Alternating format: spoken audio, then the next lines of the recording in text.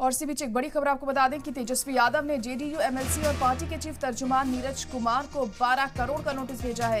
तेजस्वी यादव के वकील ने मानहानि का दावा करते हुए 12 करोड़ रुपए की मांग की।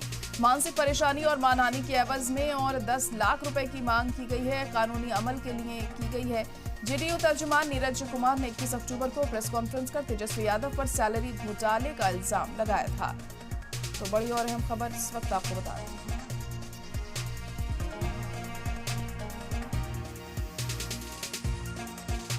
ये झूठ भ्रम किसी के चरित्र को बदनाम करेगा कोई तो चुप बैठेगा नहीं।